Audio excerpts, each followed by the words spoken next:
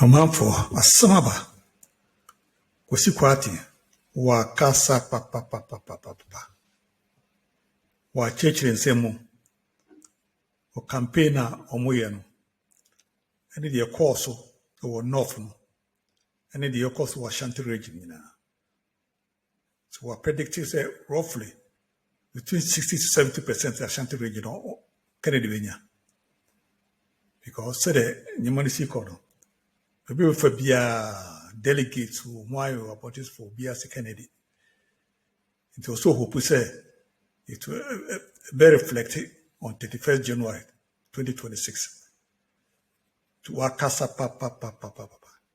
No remember me kasa mo me nkuni nkuti. Ne ba di umbia no e be chichim. I didn't know if you Asante Mantem. Oh, say I'm saying in a team no. O share said the new who near the original Boboy Hona, Dodona Western Region. Now Mako Tojume also. So far the Western Becana on Kawaya 12 regions. Okay. So far I'm really leading a year or quite a number of regions Hawaii more. And I also comes of where I be Marka. Was Ashanti, they say there be Ashanti na page Druno. As a message necessary a conform. Ashanti, we are hoping not to do between 64 to 70%. In Ashanti Region? Oh, I didn't done it. Not the one. Between 64 to 70%, they also to be the area because now no mammy or buy back queens or buy the message in Uncle. And you buy a better message in also. You be doing the and I will say, yeah, mammy, so honorable not to Chiswaba. And also by a Juma so from to other name from near Sweden, from media, and I take over Bibia. Now, Kumasi, ya Kumasi, a book of Sonia Hobrasa, I said, you are to us. Say, Ken, your more this year, Bantamani, and then so. And home advantage we are baby there who compete do na maybe there ebika e mo zames na kan asem o se say you at the power of your there oyi enti kumase wo hwe na yere ma kristo so mamponi a ekwan bia se ba be dia dance na titu ye ma the message ni mo ko form so obetimi e de nwuma ye there aba na otimi so agye tumi ama MPP enti no anti ne ye buy I mean the good things ye buy team nyina also around that yes yeah. You did your home common church. Honorable Ken, Western Region can one or better 12. Yeah, 12 regions. Now 12. No, what has the response been? Oh, they say they're so shy. They be Amekase population just 1 point. Or more to Abano. Our album just 1.12%. Yeah. What they compare to 18 million. Until one may be Amakase na the Ajatum. And I will share the economy. Almost would tear from Cassia for near the Ewo. What not to move some of the can buy a bed, a better. What's an abba, some of the can buy a bed to move with Juma, a Jum for some of the can buy a bed, a better. Sebi a brute, sebi previous, appetizing beer bar, appetizing beer crowd, who roams who can't want the bob a better. And you who's a month for no so a tear phone for near the epic. A month for a tear Ghana for said the epic. Now, Unim. The biggest problem about Ghana high confront as a people your unemployment. Okay. And you will be our track record that will create Numa or no Numa wants some that they be our come. Because of the Numa by Eddie will be a bed ever judge. The Numa message in a conforma, Eddie who second a Jumano message they say I for be a first say Nabuno is say not miniji deal. And so Nemeno Casa Buno is a tour, yeah, 60% a bed they I have for a crop Yafa, O'Hare Bono Yafa, O'Hare Western of Yafa. Western Pokra, the who the Senate, yeah, closest opponent. Now, Honorable Seko of flip up. Now, no East India, Modia, so East India, Obidia, no mere more for me, maybe a penny. So now, no say flip up. So, but be a papa na best CBA and a flip. Be the moon in Yamina and Ejuma. Who text message be a say a free Honorable Ken Camper or Cassa or my delegate be Nkonko to be now, and it be the party for a Jimmy. Was it coming from? The camp and forecast a Sebio and so far, name who many now where you ma. One here I saw a crowd by a chema, now so soon. Oh, maybe I do know. I young many high, or my expect to see a number contest near the SR. And as they say, no, I say yes, send a message or Nabu Dimu near the Ogun when the mass. When the message almost send a message said a Beshe young Muslim for a day, a buffo, and almost so I come for a bit made deep part in the so. One part of contest 2 months to let your send some message. None of the money you are almost sending my union more a ceremony, only the 5 northern regions. Let's just say, but I say a system for a day, a buffo, no much me about 20 the probable account candidates a woman. The person stating clearly some message in inferior normal Kennedy Agyapong. Nipa bɔnefoɔ bi almost all contest me de yɛn kasa asɛmɛsi ana ɔbɛnten but ɔmo mpɛ party yɛ de eyi ana ɔno mo akɔ send saa message na ɔmo hyɛ na de Honorable Kennedy Agyapong din ayɛ de atonya no nko ɔmo saa send ne baako on proxy so ho na wo gidie wɔ contest na wo na num so betima wi ni a saa message yɛ de gu obi ho fi na mfa so ɛwɔ so na ɛne sɛ nti ɛn na ma yɛ nyina nya reach mu sɛ ehu ayɛ de abɔ ɔmo nti yɛn kɔ so nya de yɛ na ebuo kwa so kasade kwa so obrase kwa so ne nto ye message ne ma party for no na mzo mbesom ase ora oh kasa mo message ne party for ne to but who follow other people to messaging so obi say o dey abroach ba Ghana or create more than through mobile money interpol or create are these not message a bomb hu openi mama masala no one is what dey abroach ba Ghana or dey abroach ba Ghana. You see, empenifo kaka se bi se kwatre bound to my de tie ne din. So when you see we din be di akwa fatawa no. E fatawa kono nya nkwankwa nu ase. Why e bi pen?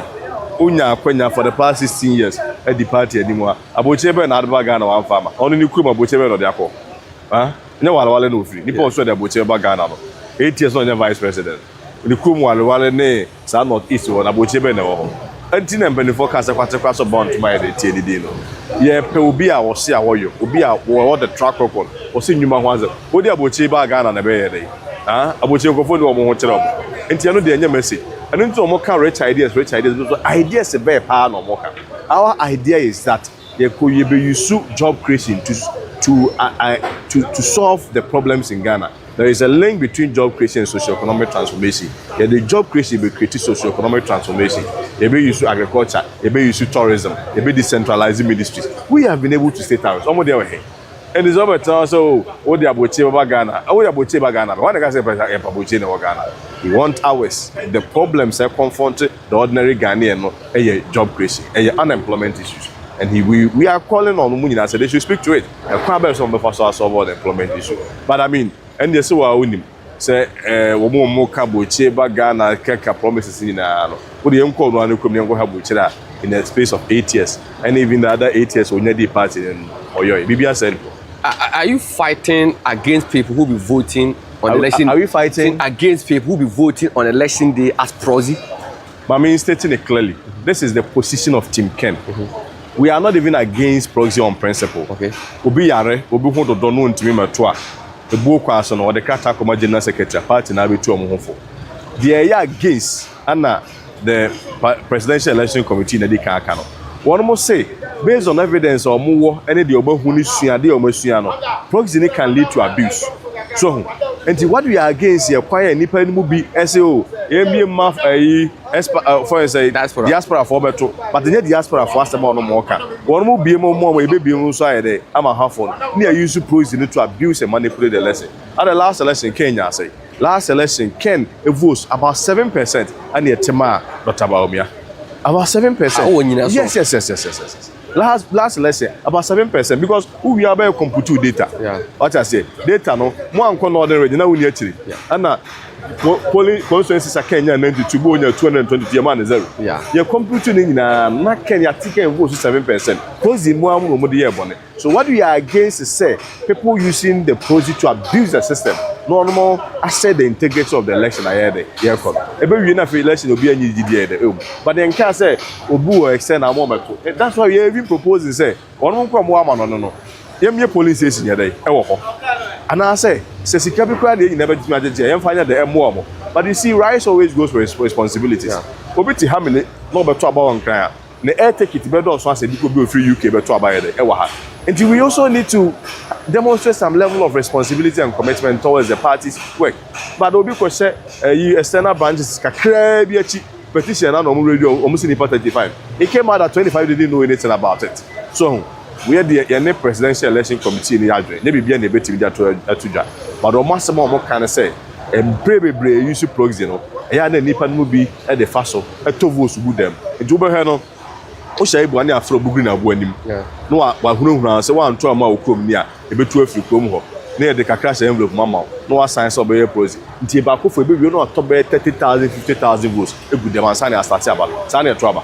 And what we are against the intention and the deliberate manipulation and abuse of the proxy process. I do about you. But the against say external branches in Metroaba. External for Meno Yadri, Opa, External for External is 0.4% of the entire album. As the external for now, but two, men make a choice external for one more about for the 800, but people are saying around 500. One more in our tour, we'll get no less than 60%. Because we'll be a terrible chibi or expose a beer and him say, can I some more canoe and this is sound mine. And you'll be also rich ideas, so idea for find a day. We are not against external branches. What we are against on principle, the use of the proxy process and that one more day a manipulative lesson. That's what we are against. O candidate, Honorable Ken, you're so engaging in tribal politics. I don't know how to South. Ken are engaging in tribal politics. Ken, a trainee padre basso. The level of intimidation the team and members of his campaign face up north. No more yes, I know we are. I wouldn't know Maco or quite difficult who so no about for Bebusa. And for more the evidence, better Ken say one more at Toma Ken last lesson travel to try video. Na you chose zero a share Ken him. You ya na him for any other quartet so between of you. Now you're penny near young for the other tower. Send yourself why say you are penny be in Timothy. I say penny be abroad yet at an intimate. That is not the penny I can we a penny is soon call for don't call for so and shame cry and can't come back. You gotta speak, and that's what Ken spoke. Says I no more or hot ya.